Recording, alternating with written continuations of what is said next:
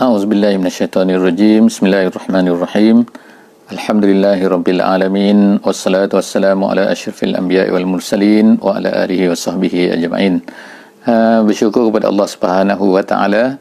Sekali lagi pada kali ini kita dapat berjumpa, alhamdulillah.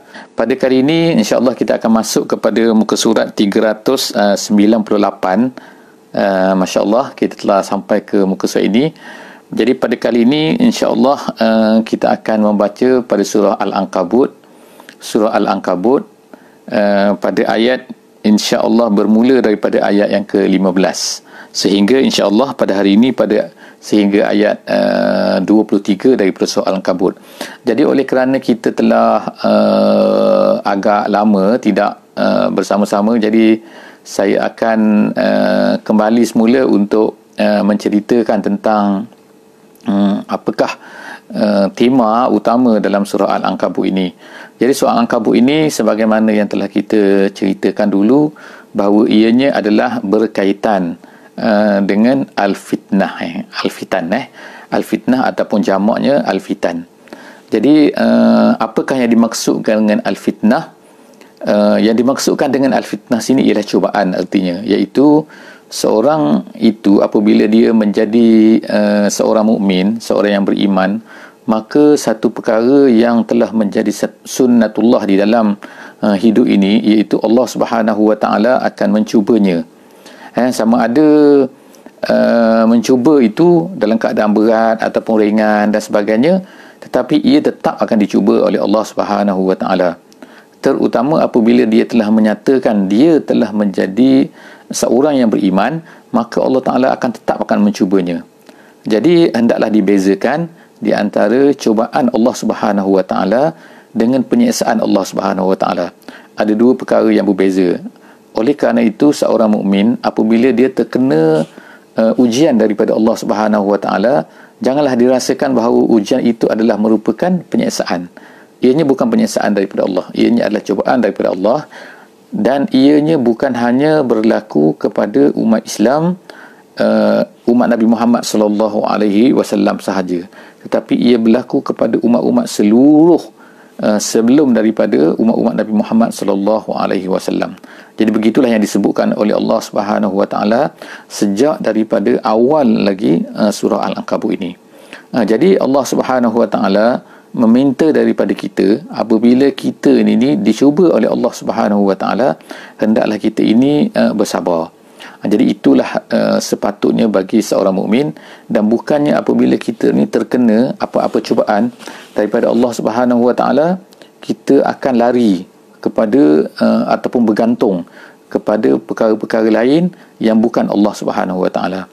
Kerana apabila kita bergantung kepada yang lain daripada Allah, maka sebenarnya kita bergantung kepada satu perkara yang sangat-sangat lemah, sebagaimana yang digunakan oleh Allah Subhanahu wa taala di dalam surah ini dengan surah Al-Ankabut, iaitu sarang labah-labah. Sarang labah-labah adalah satu benda yang nampak kelihatan macam hebat, tapi sebenarnya sangat-sangat lemah.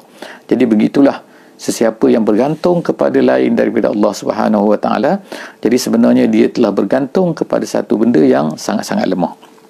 Jadi itulah kita kata tema kepada surah Al-Ankabut ini, dan inilah yang akan diceritakan oleh Allah Subhanahu wa taala di dalam surah ini. Jadi insya-Allah kita telah berlalu pada muka surat 397 pada sesi yang terakhir dulu. Jadi pada kali ini, pada sesi ini kita akan melihat kepada muka surat 398 insya-Allah.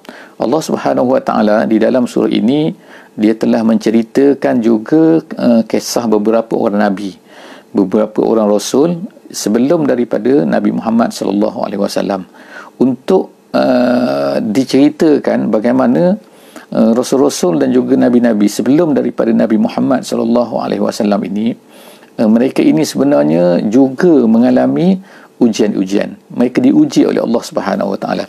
Jadi maknanya kalaulah kita ni diuji, maka sebenarnya perkara itu, benda itu adalah benda yang lumrah, dan kita mestilah menerimanya, kerana nabi-nabi juga adalah diuji.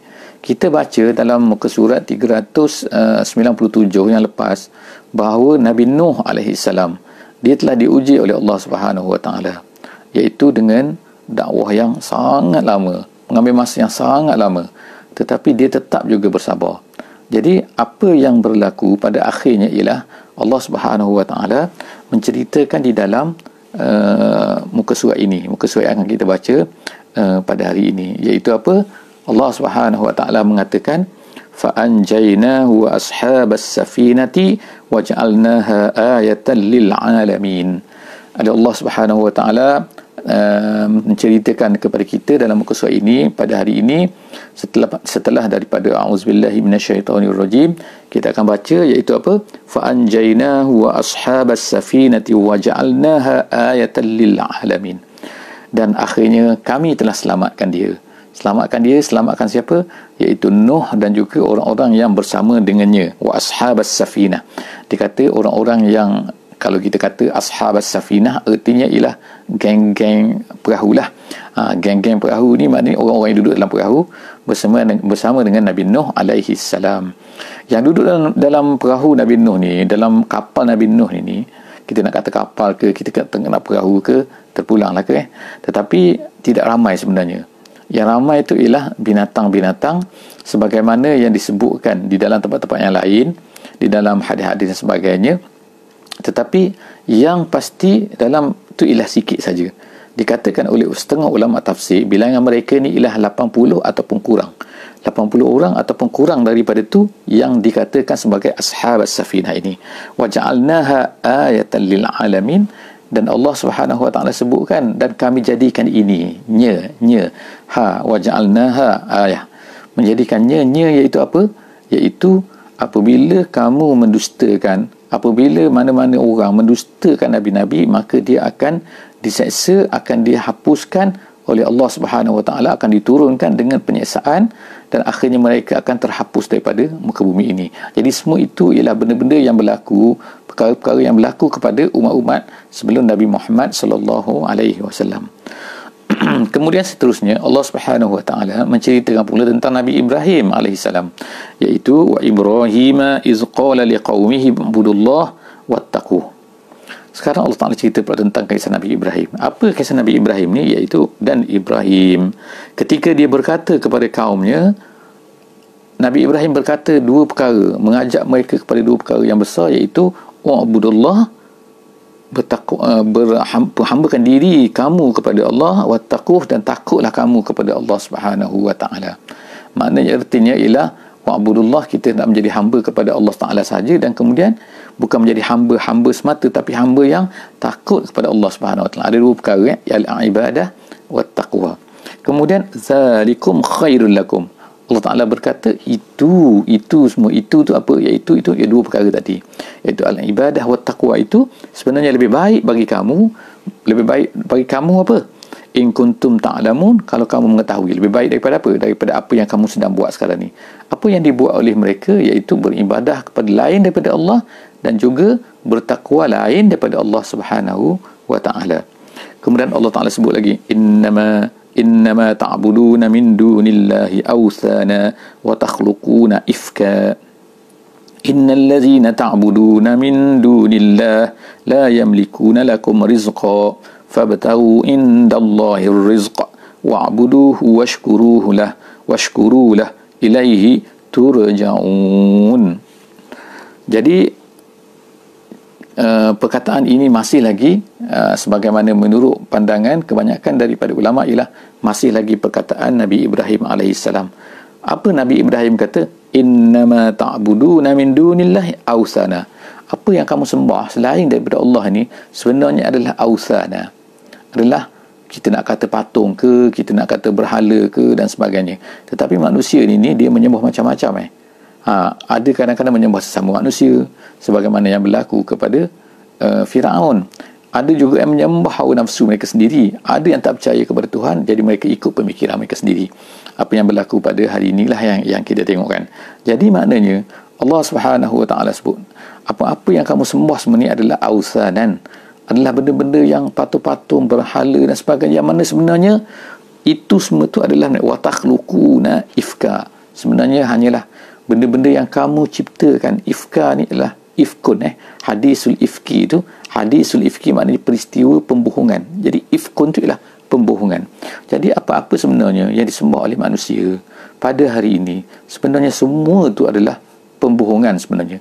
Pembohongan artinya ialah tidak ada apa, tapi manusia yang kata dia ni bernyawa, dia ni ada, dia ni Tuhan dan sebagainya. Jadi semua benda itu adalah ifkun.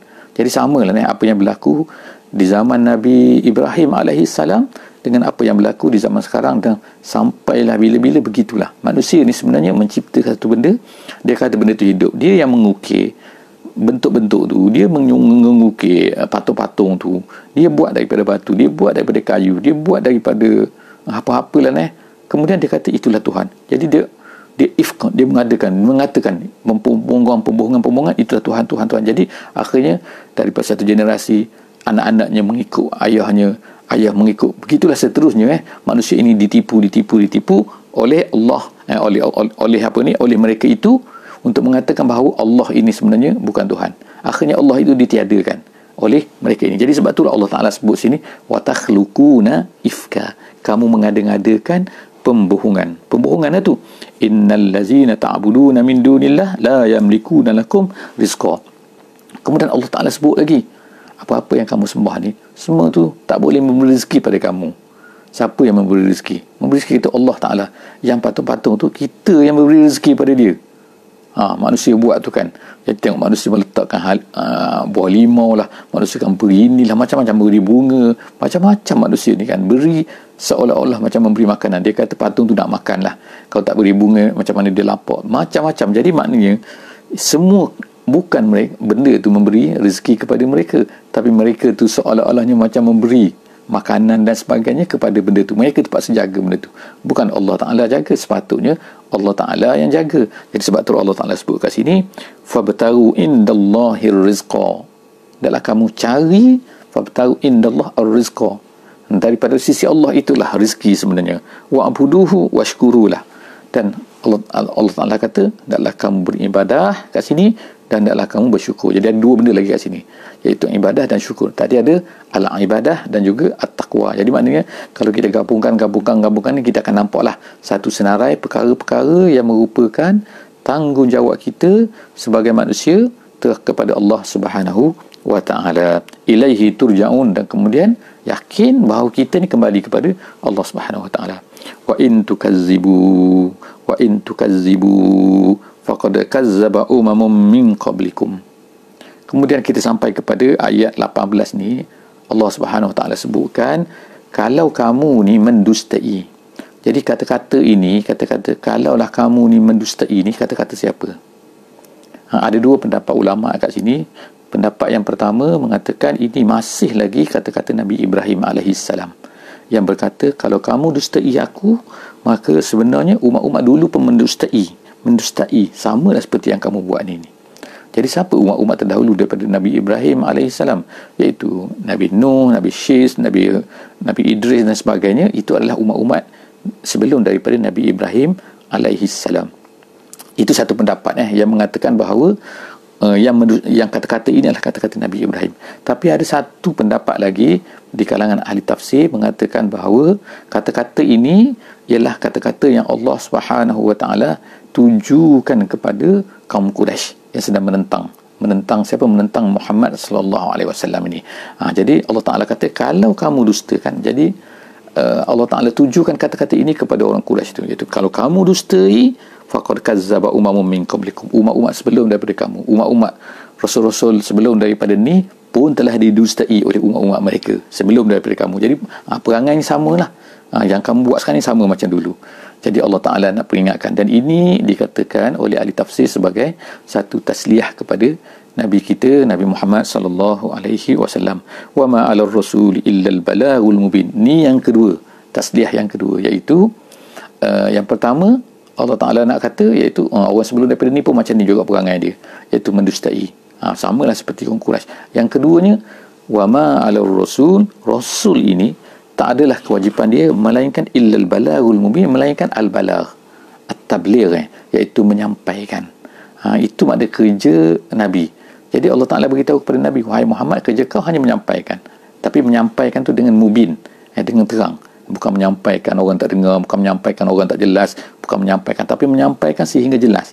Dah jelas, dah faham, dah dengar, tapi tak nak terima juga. Itu you punya pasal. Itu aku dah kerja Rasul sudah selesai. Gitu kan. Ayat yang ke-19, awalam yarau kaifa yubdi'ullahul khalqa summa yu'iduh inna zalika 'ala Allah yasir. Allah Taala suruh tengok ni. Jadi banyak kali kita tengokkan jumpa ayat Quran ni yang Allah Subhanahu Wa Taala menyuruh kita ni tengok kan. Kamu tak tengok ke dia kan?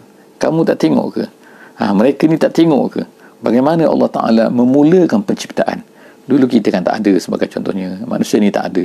Kemudian manusia ni diadakan oleh Allah Subhanahu Wa Taala. Kemudian Allah selepas daripada itu, dia hanya yu'iduh, mengulang saja. So apa payah sangat nak mengulang, membuat benda.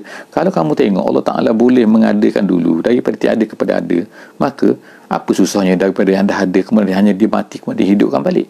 Itu adalah terlalu mudah bagi Allah Subhanahu Wa Ta'ala. Itu Allah Ta'ala minta kita supaya kita fikir kan.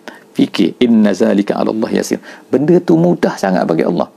Yang payahnya kalau benda tu daripada tak ada, itu mungkin susah kita katakan. Manusia pun macam tu, orang dah buat dah, cuba kita tiru saja kan. Sebagaimana barang banyak kan, barang-barang tiru. Orang nak design, orang nak H&D tu yang susah tu kan. Bila dah buat satu benda tu, orang tiru tu mudah saja. Sebab tu lah kena protector, kena ada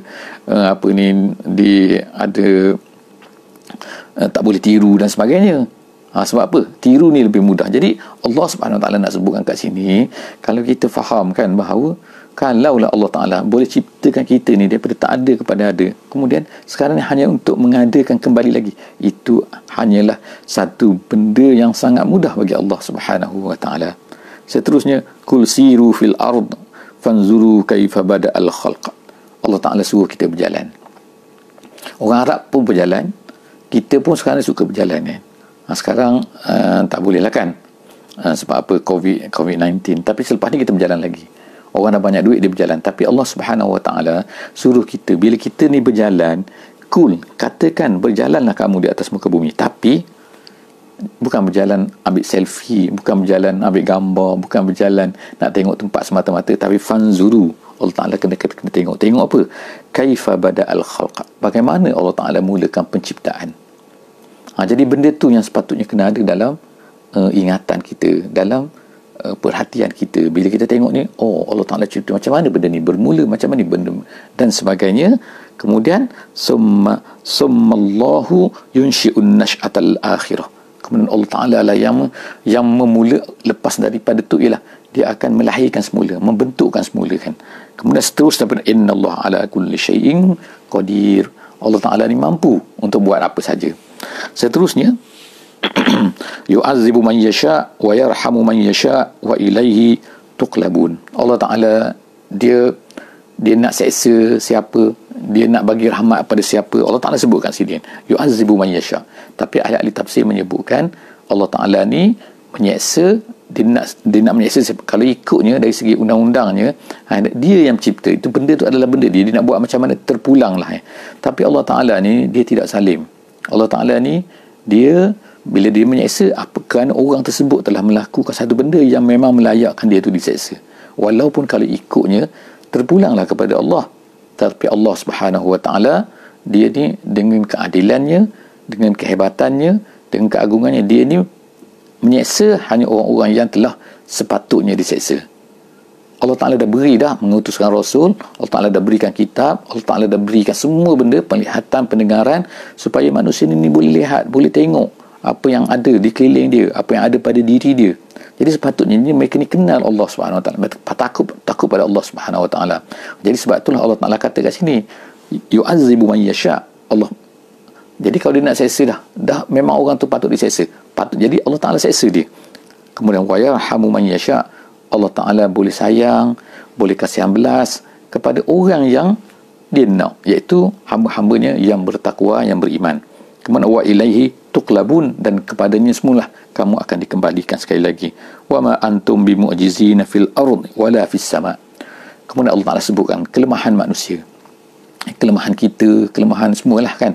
Kita ni walaupun hebat mana pun, kita tengok kan, NASA boleh naik ke bulan, boleh naik nak pergi ke Marikh dan sebagainya. Baru Marikh, baru planet yang kedua kan. Banyak lagi planet, banyak lagi bintang-bintang tak mampu nak pergi. Tetapi kita manusia ni merasakan bahawa dia ni hebat. Seolah-olahnya sedikit saja dia mencapai teknologi dan juga sains ni, dia rasa bahawa dia boleh mengalahkan Tuhan. Dia rasa macam Tuhan dah sedikit-sedikit mereka ni boleh kalahkan Tuhan, seolah-olahnya macam tu. Jadi Allah SWT sebutkan sini, wa ma antum bimu'jizina fil ardi wala fis sama. Kamu tak boleh melemahkan apa itu? Iaitu kata ulama, yafutuna min azabillah. Kamu tak boleh lari daripada azab Allah. Kamu hebat mana pun, kamu tinggi mana pun, di langit ke di bumi ke, kamu tak akan dapat lari daripada azab Allah Subhanahu wa taala kalau dia nak kenakan kepada kamu. Wa ma lakum min dunillah min waliyyin wala nasir. Tak ada selain daripada Allah ni kamu boleh menjadi tempat bergantung, kamu boleh menjadi tempat untuk minta tolong. Tak ada. Kemudian ayat yang terakhir pada hari ini, wallazina kafaru biayatillah wa liqa'ih ulaika ya'isu min rahmati wa ulaika lahum azabun alim. Orang-orang yang kafir dengan ayat Allah yang berlakulah kepada orang Quraisy pada zaman Nabi itu, orang-orang yang kufur. Mereka ni kufur dengan tanda-tanda Allah. Kita tengok juga, kita sekarang lah, kita tengok tanda-tanda kehebatan Allah SWT, tapi kita kufur. Kita tak balikkan kepada Allah, tapi kita balikkan kepada teknologi, keindahan, nature dan sebagainya, mother nature semua tu. Kemudian kita tak rasa pun nak berjumpa dengan Allah SWT. Wallazina kafaru bi ayatillah satu, kemudian wallazina kafaru bi liqa'illah satu, yang kedua. Jadi dua benda Allah Ta'ala sebut kat sini. Mereka ni kafir dengan tanda-tanda Allah, mereka kafir dengan berjumpa dengan Allah, iaitu pembalasan Allah, iaitu akhirat, kebangkitan semula dan sebagainya. Mereka itu adalah ya'isu min rahmati. Itulah Allah Ta'ala dah sebut tadi kan. Yarham ni apa? Iaitu Allah Ta'ala bagi balasan yang baik. Jadi yarham kat sini, ya'isu min rahmati, mereka ini kecewa, artinya apa? Iaitu tidak mengharapkan, artinya tidak mengharapkan rahmat Allah Subhanahu wa taala, iaitu tidak mengharapkan pembalasan Allah Subhanahu wa taala. Jadi ini berlainan dengan orang muslim, orang mukmin. Kita semua alhamdulillah, kita ni mengharapkan rahmat Allah Subhanahu wa taala, iaitu mengharapkan pembalasan daripada Allah, mengharapkan syurga daripada Allah Subhanahu wa taala. Wa ulaika lahum azabun alim. Allah Ta'ala kata bagi mereka, orang yang macam tu, bagi mereka adalah azab yang pedih. Jadi setakat itu saja untuk kali ini. InsyaAllah setiap hari InsyaAllah kita akan cuba untuk berjumpa, harapnya line internet okey. Aqul qawli hadza wa astaghfirullahal azim li wa lakum. Wassalamualaikum warahmatullahi wabarakatuh.